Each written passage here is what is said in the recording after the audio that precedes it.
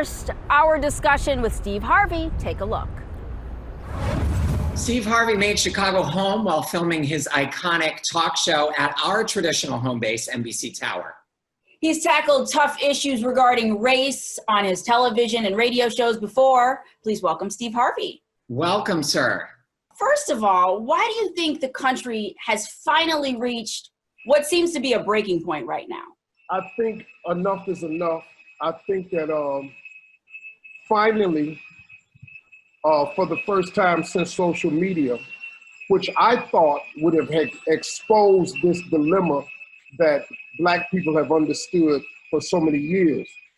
I thought when social media came out and everybody could then see what we already knew was happening, we just had no way of showing you. I thought it would solve the problem, but it didn't. But this one was a bit different because it happened at a time during the pandemic when everybody was home. Everybody's been social distancing, everybody's quarantined. So it had a different effect because normally these news stories, people would be at work and have a lot to do. This happened during the pandemic, which has turned out to be a blessing in disguise. And I think when America was able to see it, the young people, the old people, the righteous people, I think when they saw it this time and they were sitting there with their families having to answer the questions from their children, Mommy, why are they killing this man? Why is his knee on his neck? That had a profound effect. So you posted a video on Facebook of the Atlanta protest, and your son Winton actually filmed that. How did you feel about your son using his voice, but also being in potential danger? I was proud of my son because he feels a need to be proactive and to do something. But then the very next night was curfew.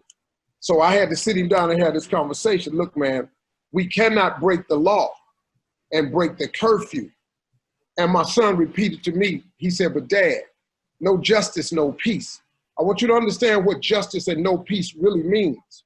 The no peace comes from, if you continue the injustices, we will not let you rest through nonviolent protest.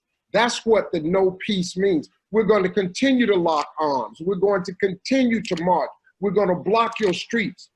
The no peace does not mean to start breaking the law, because then that allows them to change the narrative of what we're out here to accomplish and now make it about you're breaking curfew, you're destroying property, you're looting and you're burning.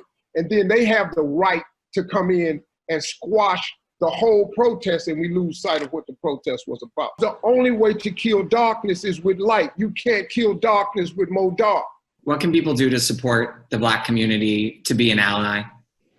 For the first time in my life, I actually feel hopeful that a protest is working. Because for the first time in my 63 years, this is the largest number of non-African Americans I've ever seen involved in the fight that affects African Americans and people of color. We have a lot of well-meaning non-African Americans who have joined in with this cause, and we must continue because that's how we'll bring about the change. So let's not allow the burning and the looting to get in the way and erase this man's life and his legacy, George Floyd and Aubrey, these innocent men who just died, and then the countless others that we've sat through and watched happen. I think America's onto something. I think that we could really make a change right now. And I'm really appreciative, man, of how many people have joined in with this fight. I really am. It's making me feel really hopeful about this, you know. May I switch gears and talk to you about your commitment to mentoring a bit? Yeah. You have the Steve Harvey mentoring program for young men. Why is mentoring so important to you? And what does it look like now in the age of, we're still dealing with COVID? We're going to make the mentoring camp happen virtually this year. And also what I started doing since of COVID was I started doing my program called Mentoring Mondays. I figured since it was so many young men confined in their homes of quarantine, I decided to do Mentoring Mondays and surprise a bunch of boys every Monday and answer some direct questions Is there a way people can get involved with this? Could I help? Could others help? What we need more than anything is volunteers. We need more men and women. The most important thing, look, we need money. You can't do anything without money.